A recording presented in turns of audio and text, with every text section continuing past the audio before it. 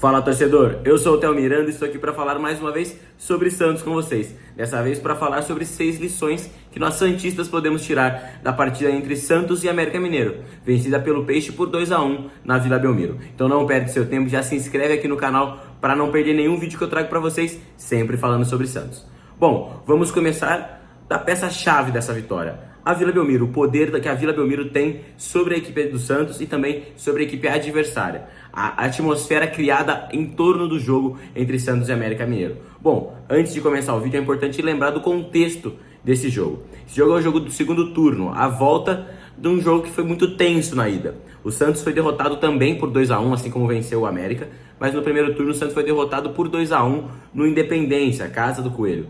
E claro, foi um jogo muito tenso. Foi inclusive o jogo da lesão do João Paulo, que foi o que motivou principalmente todo esse clima caótico, digamos assim, entre as duas equipes. Para quem não se lembra, acho muito difícil, o João Paulo está com a bola nos pés dentro da área sozinho, acaba rompendo o tendão do pé e não consegue prosseguir a jogada, caindo no chão. A hora que ele cai no chão, o Renato Marques, atacante do América Mineiro, pega a bola e sem goleiro, com o João Paulo lesionado no chão, faz o gol. E como o árbitro da partida, que naquele momento foi o Wilton Pereira Sampaio, não apitou antes da bola entrar, não paralisou a jogada, o gol foi validado. Por regra, legal. Por ética, nem tanto, digamos assim, né? E também depois, no final da partida, o Santos ainda tomou um 2-0, foi a estreia do Brazão, né? Que entrou no lugar do João Paulo lesionado. O Gabriel Brazão entra, faz a sua estreia e no final da partida o William Bigode ainda consegue descontar para o Santos, terminando 2-1. Ao fim do jogo, o meio-campista do América Mineiro, o Alê, deu uma entrevista muito polêmica ao Premier, que era o canal que estava transmitindo a partida naquele momento, onde ele fala que o América Mineiro deu um chocolate no Santos, que era jogo para 3-4, de acordo com ele. E é uma aspa muito, muito áspera, digamos assim, né? Uma fala muito agressiva, digamos, dá uma provocada, é isso que eu tô querendo dizer para vocês. E claro, em resposta, o Diego Pituca, que era até na época o nosso capitão, inclusive, na entrevista, na saída do gramado, acaba também falando ao Premier que na Vila Belmiro eles iam ver que o Alê é um brincalhão da bola por ter falado tudo isso em respeito ao Santos. Claro, o segundo turno não podia ser diferente, tive a honra de estar presente na Vila nesse confronto, estava na torcida também. Não podia ser diferente, foi um clima de guerra, como está escrito aí na thumb do vídeo, foi um clima de guerra. Desde o aquecimento do América Mineiro, a Vila Belmiro já cantava timinho pro time de Minas. Então foi algo que o Alê foi muito ofendido. Acredito que as vaias sobre o Alê, as provocações completamente válidas, porque ele também nos provocou, tem que ser provocado também. O Lisca, que já passou pelo Santos, teve um dos piores trabalhos de treinador que eu como santista já presenciei, infelizmente, no Santos. E acabou sendo muito ofendido também. O Lisca rebateu, respondia a torcida falando, eu tava na Vila, eu posso cravar pra vocês isso, que ele fazia o sinal tipo, eu fiquei na primeira divisão, e como eu entendo, como ano passado ele não treinou ninguém, e tá na Série B hoje, eu acredito que ele tenha dito, eu fiquei na primeira divisão, querendo dizer tipo, vocês estão me xingando aí da parte da torcida, mas quando eu trabalhei no Santos, eu fiquei na primeira divisão. Acredito eu que essa tenha sido a aspa do Lisca. Porém, quando ele fala, eu fiquei na primeira divisão, soa como uma provocação. Tipo assim, eu fiquei, vocês não. Mas não era, acredito eu que não era isso. Mas não tem como explicar para a multidão, né? Então foi muito ofendido o técnico Lisca, que foi expulso ao final da partida por reclamação também. Mas eu acho que esse era um jogo que prometia muito e entregou muito, sabe? Era um jogo que prometia esse clima caótico, essa atmosfera de guerra. E a torcida do Santos comprou essa ideia e incentivou o Santos a vencer o América Mineiro, sabe? Foi um jogo que desde o começo foi um jogo muito tenso, as duas equipes estavam muito ligadas, mas o Santos estava muito esperto na partida, estava competindo a vera com o América Mineiro, sabe? Então, tipo, cada bola os jogadores entravam com o pé firme, cada dividida era uma comemoração na arquibancada, o Alê pegava na bola, era muita vaia mesmo. O Renato Marques apanhou bacana no jogo, digamos assim, várias vezes teve entradas fortes nele, passando o recado de que a gente não tinha se esquecido do que tinha acontecido no primeiro turno. E o Santos se impôs na Vila Belmiro. Um jogo muito difícil, acredito eu que até então o América Mineiro tenha sido um dos principais adversários do Santos na B. Não na tabela, o América está um pouco distante, mas estou dizendo em bola jogada. Acho que foi um dos jogos mais difíceis que o Santos enfrentou, tanto na ida quanto na volta, um jogo muito tenso nas duas vezes. Então, acredito que o poder da Vila, que esse é o primeiro tópico que eu trago para vocês, a primeira lição é o quanto a Vila é importante para o Santos. É um caldeirão, traz uma atmosfera onde incentiva a equipe santista os 90 minutos sem parar e assusta o adversário. O América Mineiro reagiu, tentou atacar também, mas a Vila não esfriou em nenhum momento, então não deixava com que o Santos se intimidasse. Pelo contrário, fazia com que o Santos continuasse se impondo, menos tomando sustos. E o América Mineiro, quando o Santos começava a amassar, tomava um baque de tipo, opa, aqui é um território hostil. Então acho que a Vila Belmiro é um fator muito importante e também pode ser um fator muito importante na briga pelo título da Série B. Se o Santos quiser ser campeão, o Santos deve somar cada vez mais o máximo de pontos possíveis dentro da Vila Belmiro, porque ali ele é favorito e ali ele tem a obrigação de vencer todos os jogos independente do adversário. Então o Santos tem que fazer da Vila Belmiro o seu forte. Claro, já é a nossa casa, mas tem que fazer com que os adversários cheguem lá tentando, tipo assim, se a gente sair com um pontinho daqui é muito lucro. Então acho que é isso que o Santos tem que fazer, se impor dentro da Vila Belmiro, porque o estádio é sim um fator desequilibrante que pode ser muito importante, como sempre foi para o Santos. Então esse é o primeiro ponto, o fator Vila Belmiro. O segundo ponto que eu trago para vocês é a intensidade, que está muito relacionado também a esse ponto da Vila Belmiro. O time do Santos, que por muitas vezes tem uma cobrança da torcida, inclusive da minha parte, com um posicionamento de como jogar após estar vencendo, que era um time muitas vezes que esfriava, controlava a bola, acabava tomando até muitos empates por conta disso, porque tirava o pé, digamos assim, da partida. Mas contra o América Mineiro, o Santos teve intensidade do começo ao fim. Cada bola era uma vibração, cada dividida, cada drible, cada chute era uma comemoração da arquibancada e dos jogadores. Os jogadores estavam entendendo. Posso cravar para vocês que os que mais estavam entendendo o jogo, sentindo essa atmosfera de precisamos ser intensos, foi o Escobar, nosso lateral, e os nossos dois volantes, João Schmidt e o Pituca também. O Pituca discutiu bastante com o Alê durante a partida. O Schmidt foi muito firme e o Escobar foi intenso os 90 minutos. Correu para defender, correu para atacar, deu carrinho, desarmou. O Escobar foi muito intenso. E esse ponto do Escobar vai ser citado no final do vídeo também como uma outra lição. Mas é referente a outra coisa, não ao atleta em si. Mas então, o segundo ponto que eu trago para vocês é o que mostra para o Santos e também deveria pelo menos mostrar ao Fábio Carille, que é assim que se vence, sabe? Você tem a intensidade na Série B, você venceu um América Mineiro, que foi um jogo muito duro. Agora, por exemplo, contra a Ponte Preta, nós abrimos 2-0, com um a mais, nós tomamos um empate em 2-2 na Vila, sabe? Contra inúmeras outras equipes, quando tá chegando no final do jogo, o Santos esfria. E esse final de jogo do Santos, mesmo esfriando, não se confunda isso. Esfriar não necessariamente é controle, porque mais pra frente eu vou falar desses minutos finais. O Santos toma diversos sustos nesses minutos finais, porque aparece que a hora que esfria, o Santos dorme, e o adversário não, o adversário tá na busca do resultado. Então a intensidade é um fator importantíssimo para a Série B, ou melhor, para qualquer campeonato. Eu acho que se você quer entrar para competir, você tem que ser intenso do começo ao fim. E o Santos muitas vezes não foi. Contra o América Mineiro foi e venceu. Então acho que pode ser sim um fator para a gente ficar ligado e que com certeza é muito importante para o restante da temporada. Bom, o que eu estava falando sobre os minutos finais agora é o terceiro tópico, os minutos finais que o Santos vem fazendo. Contra o América Mineiro, o Santos tomou muitos sustos também nos minutos finais. Claro, teve um gol, o gol do América, o 2-1, sai logo no final, e no último lance o Santos corre um risco absurdo de tomar o empate, porque eu tava bem no gol onde estava o Brasão e aonde foi o escanteio cobrado. Na minha visão, era para ter sido marcado um pênalti para o América Mineiro, porque o toque nas costas do Rainer, no que eu pude ver ali da arquibancada, não foi o suficiente. E o Rainer defende o chute a cobrança de escanteio. Não é que ele tá caindo e a bola bate na mão. Não, ele defende a cobrança. Então, na minha visão, era um pênalti que deveria ser marcado. Acredito eu que, inclusive, até o próprio Rainer tenha sabido do que fez, porque tava na face dele o desespero, o semblante de medo na hora que ele fez o pênalti. Ele sabia o que ele tinha feito. E aí o VAR chamou e eu não sei dizer o que o juiz pensou e tudo mais, mas o juiz decidiu por dar a falta no Rainer. Ele vê a mão atrás e marca a falta. Quer dizer, o juiz achou o suficiente. Eu da arquibancada não achei. Então o Santos tomou muitos sustos nesses minutos finais, porque toma um gol que é o mais do susto. Por exemplo, com o Rainer a gente tomou um susto de quase gol. Com o gol a gente tomou um susto de quase empate.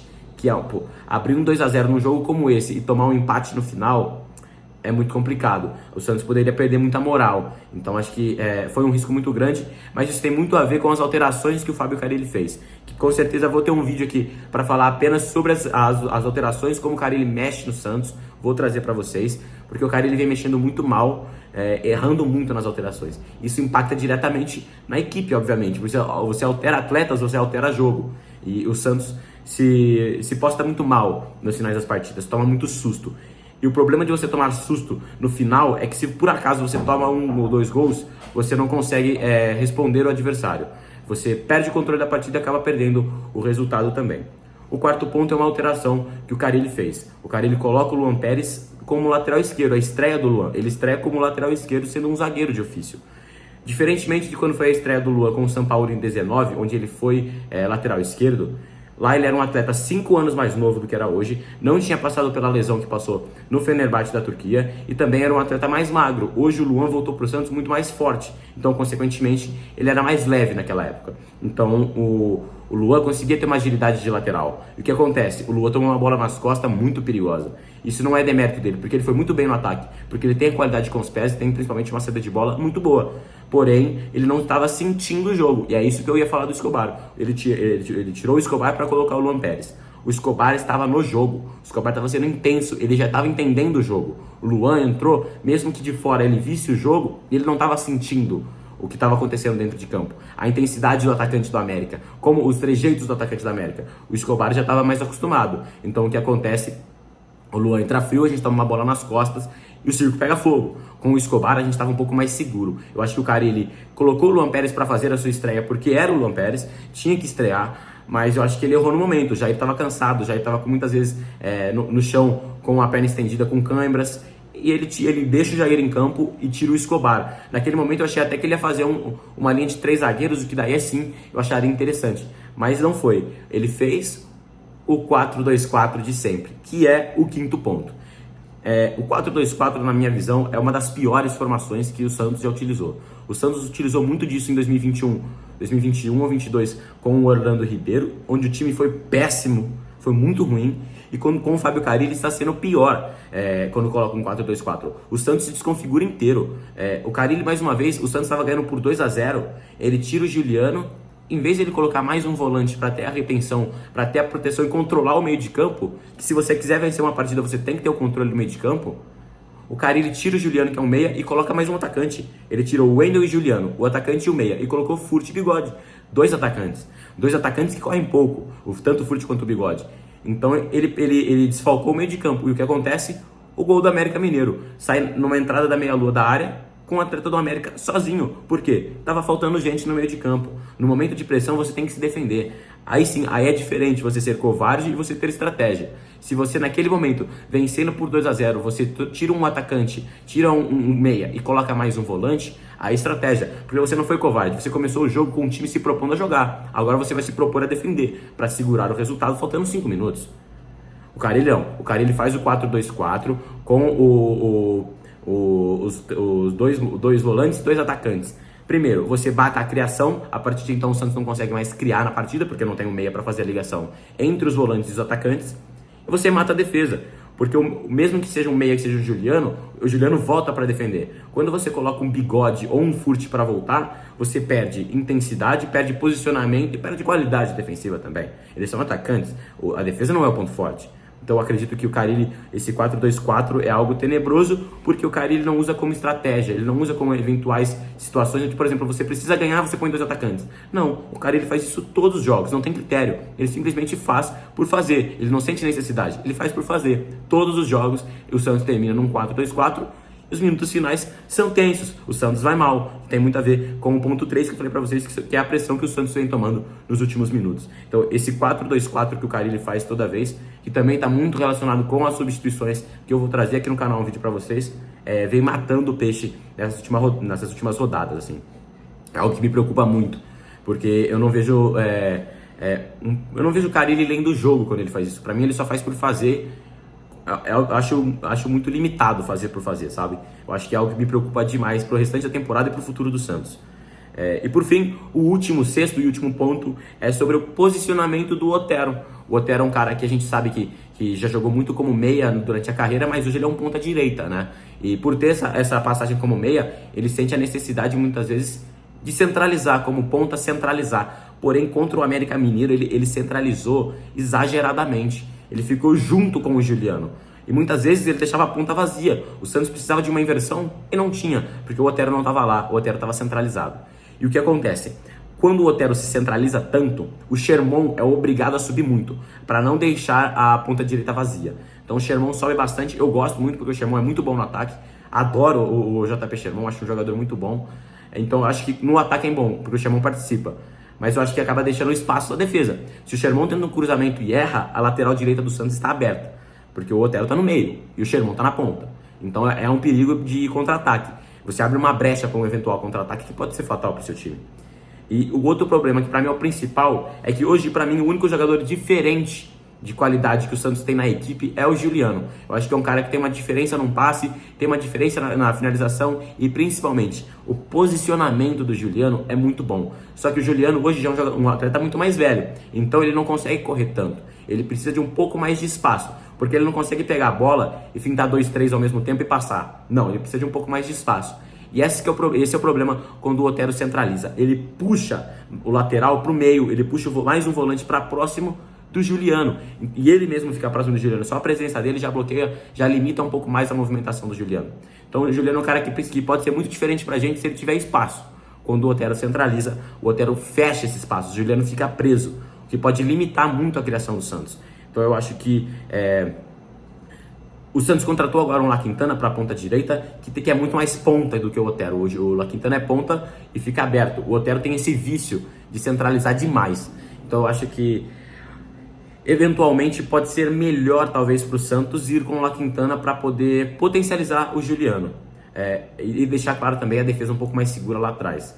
Eu acho que o Otero ele pode ser muito importante para um jogo onde você não está conseguindo criar mesmo, você bota o Otero com uma bola parada. O gol do escanteio do Santos foi um conversão de escanteio do Otero, por exemplo. O Otero é muito perigoso nas faltas. Então eu acredito que sim, o Otero pode ser importante, mas em alguns determinados jogos, não todos. Então acho que o La Quintana pode ser uma opção melhor na nossa ponta direita para poder potencializar a nossa equipe. Bom, esses foram os 6 pontos que eu trouxe para vocês, as 6 lições que a gente pode tirar desse jogo contra o América. O poder da Vila, a intensidade, os minutos finais, o Luan Pérez na lateral esquerda, o 4-2-4 e por fim o posicionamento do Otero.